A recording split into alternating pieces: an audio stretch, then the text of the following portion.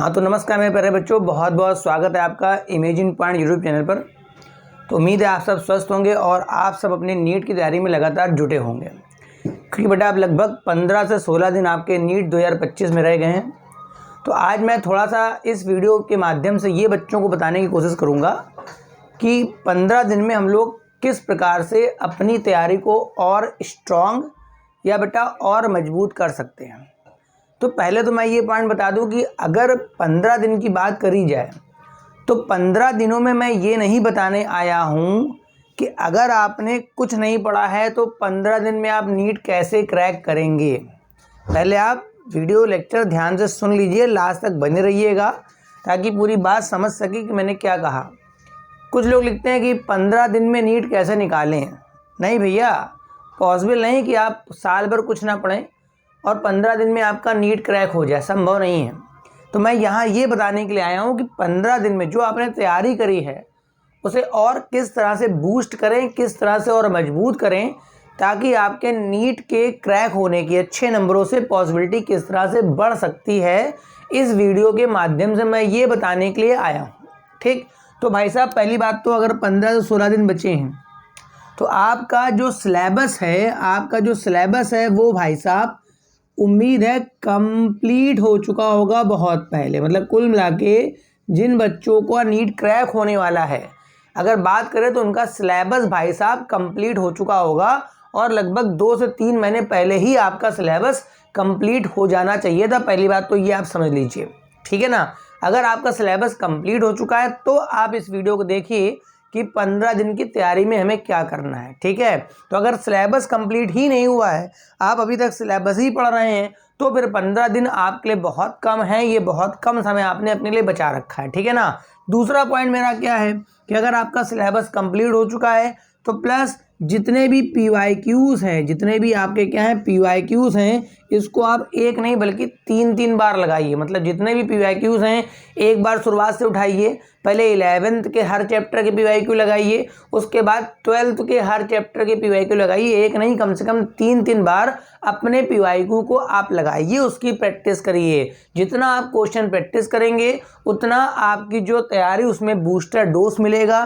बिना question practice के बेटा कोई भी कंपटीशन क्रैक नहीं होता है। तीसरा पॉइंट ये है कि आपको लगातार न्यू क्वेश्चंस की प्रैक्टिस करनी है। मतलब जितने भी नए क्वेश्चंस हैं जो PYQ के अलावा हैं उनको लगातार आपको प्रैक्टिस करनी है। कैंसर इससे क्या फ़ायदा मिलेगा? एक्चुअली में होता क्या है कि बच्चा जब क्वेश्चन प्रैक्टिस करता है ना, तो जब किसी क्वेश्चन को वो गलत करता है, जब किसी क्वेश्चन को यहाँ गलत करता है तो वो जाके अपनी गलती को देखता है कि मैंने यहाँ पर ये गलती करी है, ठीक है। आप विश्वास मानिए, अगर आप 100 क्वेश्चन लगाएं पहली बार, हो सकता है उसमें आपने 20 में गलती करी हो, ठीक है। मगर जब आगे के 100 क्वेश्चन लगाएंगे तो उस जहाँ पर आपने 20 गलत करे ना, तो उनमें आपने गलतियाँ देखी होंगी, भाई ये मेरा पॉइंट गलत हो रहा है, तो उस पॉइंट को आप सुधार लेंगे। मतलब अगली बार अगर 100 क्वेश्चन आप लगाएंगे ना, तो केवल आपके 90 क्वेश्चन सही होंगे, केवल 10 ही गलतियां मिलेंगी। और इसी क्वेश्चन को, इसी चीज़ को, इसी पैटर्न को जब आप बार बार रिपीट करेंगे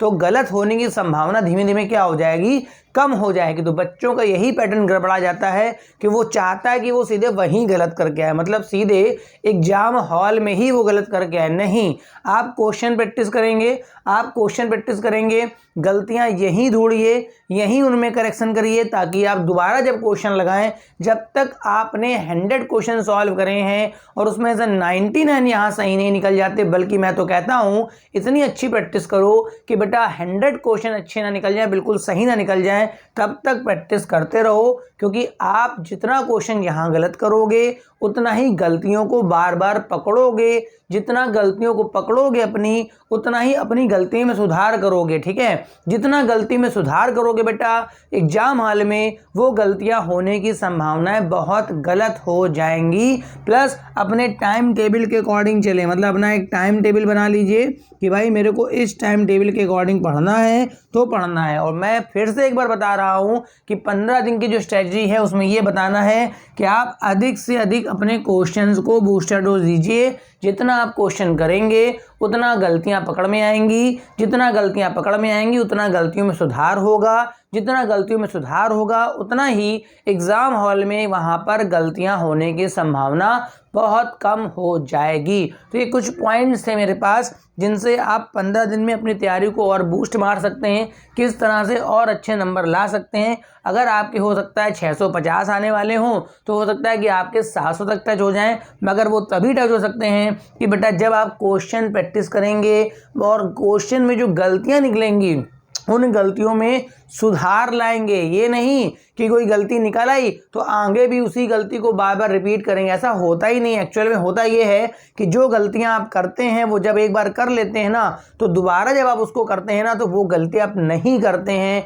और यही एग्ज़ाम हॉल की रिक्वायरमेंट है कि वहाँ पर आप कोई भी गलती ना करें। और मैं बता दूँ, जो आपके केमिस्ट्री वगैरह के क्वेश्चन होते हैं उसमें गलत करने से जो आंसर आता है वो पहले नंबर पर ही दिया होता है। मतलब अगर आपने किसी क्वेश्चन को गलत करा है, उससे कोई आंसर आना है तो वो पहले ही ऑप्शन में दिया होगा, ताकि आप खट से टिक लगा दें। आप भी कहेंगे कैसा टीचर है, पहला ही ऑप्शन दे दिया। मगर भाई वो तो गलत करने से आया है ना।